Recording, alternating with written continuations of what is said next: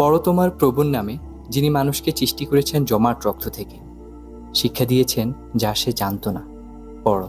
সূরা আলাকের কিছু আয়াতের অংশ আমি পাঠ করেছি, যেটি ছিল আজকের ভিডিওর মূল বিষয়বস্তু। মহান আল্লাহ তাআলা মানবজাতির হেদায়েতের দূত হিসেবে যখন এই পৃথিবীতে নবী করিম হযরত মুহাম্মদ সাল্লাল্লাহু আলাইহি ওয়াসাল্লামকে প্রেরণ করেন এবং তার উপর মহাগ্রন্থ আল কুরআন নাজিল হয়, আর আমি এই মুহূর্তে সেই নাজিলকৃত স্থানটিতে রয়েছি, যা আলোর পাহাড় বা জাবালে নূর নামে সুপরিচিত, যেখানে স্বয়ং জিবরাইল আলাইহিস সালাম আকাশ থেকে নেমে রাসূল পাক সাল্লাল্লাহু আলাইহি ওয়াসাল্লামের জন্য আল্লাহর পক্ষ থেকে ওহী নিয়ে আসেন, যা ছিল সূরা আলাকের প্রথম 5 আয়াত। শুরুতেই এর বাংলা অর্থ আমি পাঠ করেছি। এখান থেকেই কোরআন নাজিলের সূচনা হয় এবং পরবর্তীতে ধারাবাহিকভাবে 610 হিজরি থেকে 632 হিজরি তথা রাসূল পাক সাল্লাল্লাহু আলাইহি ওয়াসাল্লামের ইন্তেকাল পর্যন্ত এই কোরআন নাজিলের সমাপ্তি ঘটে। এরপর এই কোরআন গ্রন্থকারে রূপ দেয় ইসলামের তৃতীয় খলিফা উসমান রাদিয়াল্লাহু তাআলা আনহু। তার খেলাফত কাল ছিল 644 থেকে 656 সাল পর্যন্ত। তিনি আমিরুল মুমিনিন বা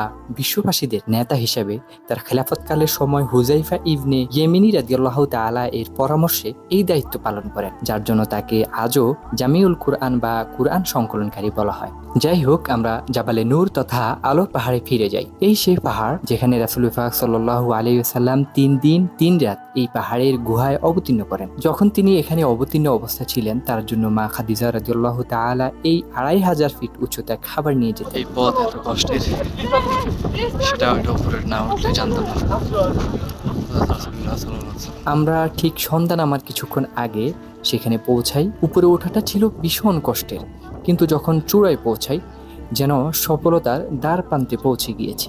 এক অন্যরকম একটা শান্তি লাভ করতে পেরেছি সেখানে উঠে। এখানে বিশেষ করে হাজী সাহেবগণ এটি পরিদর্শন করেন, বিশেষ করে যারা উমরা হজ করতে আসে, বড় হজ করতে আসে। হজের কথা যেহেতু বলছি, তাহলে নিচের এই ভিডিওটি আপনি দেখতে পারেন, যা উমরা হজের নিয়ম কানুন সম্পর্কে তুলে ধরা হয়েছে। আমি ঠিক জাবালে নূরে পৌঁছানোর পর আমি তেমন ভিডিও করতে পারিনি, কারণ ফোনের চার্জ শেষ হয়ে গিয়েছিল। তাই আপনাদের ভিতরের যে রাসূল পাক সাল্লাল্লাহু আলাইহি ওয়াসাল্লাম যেখানে অবস্থান করেছিল সেই অংশটি দেখাতে পারছি না। ইনশাআল্লাহ পরে কোনো এক সময় গেলে আমি আপনাদের দেখানোর চেষ্টা করব। এই সেই জাবালে নূর, যেখানে একই সাথে 3টি নূর একত্রিত হয়, যার জন্য এই পাহাড়কে নূরের পাহাড় অথবা জাবালে নূর নামে ডাকা হয়ে থাকে। আমি একেবারে ভিতরে ঢুকে পাথরটিতে চুম্বন করি, যেখানে রাসূলুল্লাহ সাল্লাল্লাহু আলাইহি ওয়াসাল্লাম ধ্যান করতেন, যেখানে রয়েছে 3টি নূরের ছোঁয়া। সুবহানাল্লাহ। কুরআন একটি নূর, জিবরাইল আলাইহিস সালাম একটি নূর, রাসূল পাক সাল্লাল্লাহু আলাইহি ওয়াসাল্লাম ছিলেন আরেকটি নূর।